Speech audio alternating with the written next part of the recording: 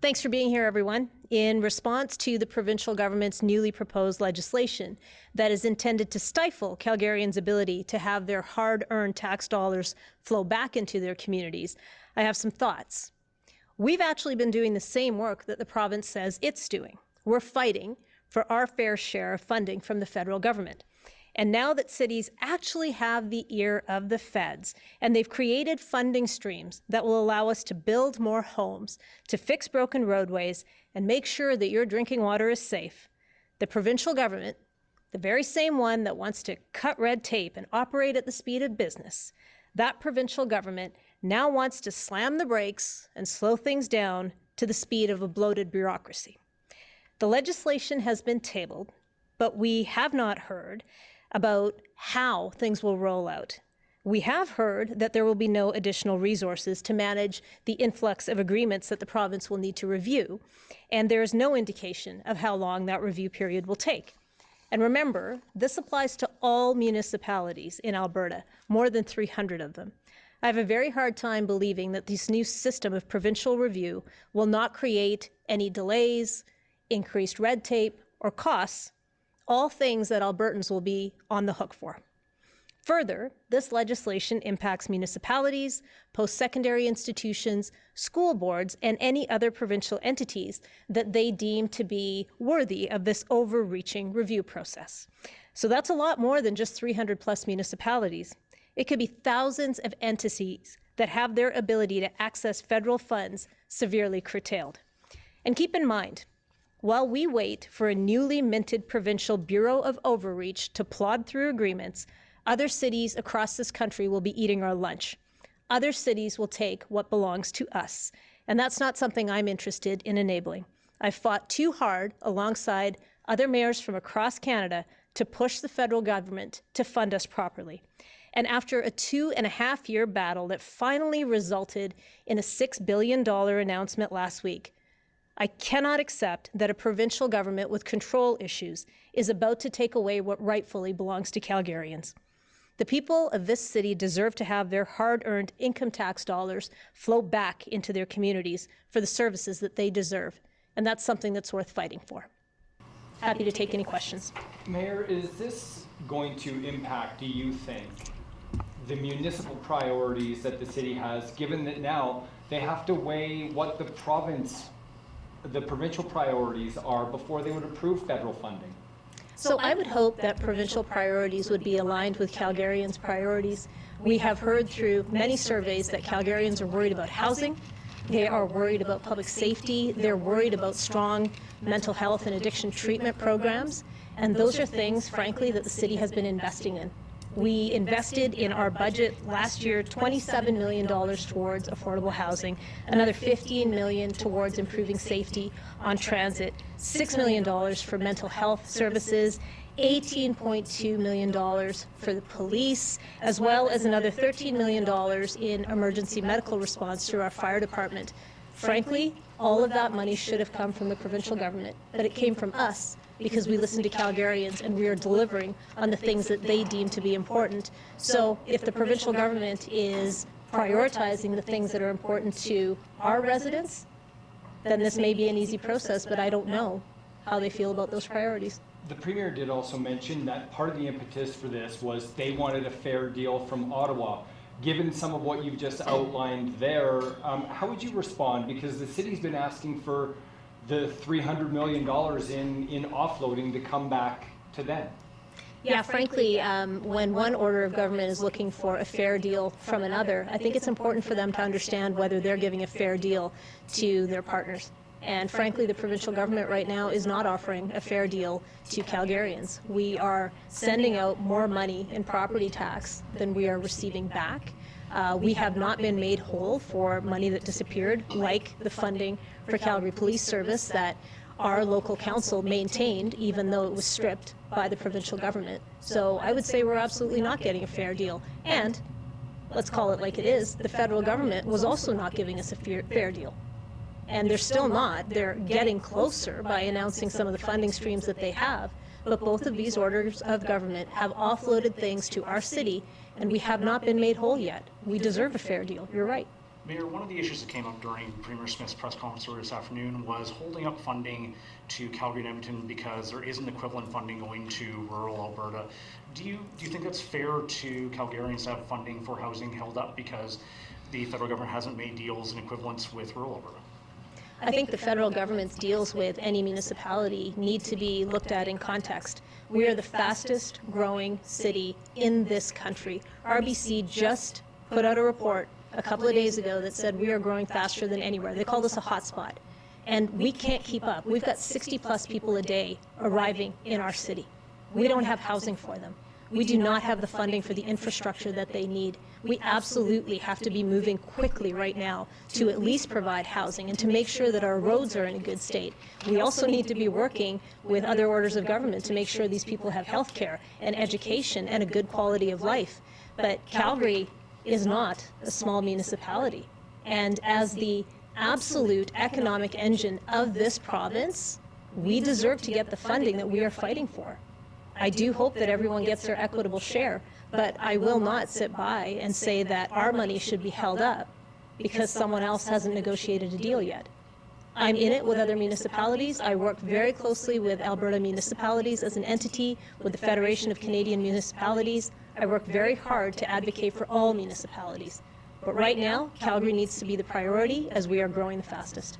Mayor, what do you make of Rick McIver's comment that some of the drama around blanket rezoning and federal funding could have been avoided if the province was at the table? I mean, I understand Minister McIver's desire to be at the table to talk about funding streams. I would hope that his desire is to make sure that his government is equally able to provide funding. I mean, frankly, in Quebec, when they struck this deal with the federal government that their province disperses funds to their municipalities, the provision is that the Quebec government also provides matched funding. And so if that's what Minister McIver is getting at, I think it's great. I would love to see two orders of government providing funding streams directly to a municipality. I would say that what we've got before us as a planning matter is completely separate than what's before us when we're trying to strike an arrangement on funding. So a planning matter needs to be treated as such, and that is fully within the purview of the municipal government. That's in fact one of the biggest responsibilities we've been given by the province. Premier Smith, following that question, Premier Smith said, I'm just reading from her notes, that the kinds of agreements she would object to would be ones, quote, injecting ideology. And when she was asked to provide an example, she talked about they, meaning municipalities, quote, they've got to upend all of their zoning agreements with their neighborhoods in return for receiving funds. So she's basically saying the only reason you're going to get a deal with the feds is because you agree to some densification, et cetera, and we'd like to look, you know, they won't look at that one. But what do you think of that? That's an example she has. So we have a housing strategy that we approved in September, and within the housing strategy there's almost 100 different recommendations of things that we can do as a council, actions that we can take. We've already started implementing some of those. We have dedicated land towards affordable housing.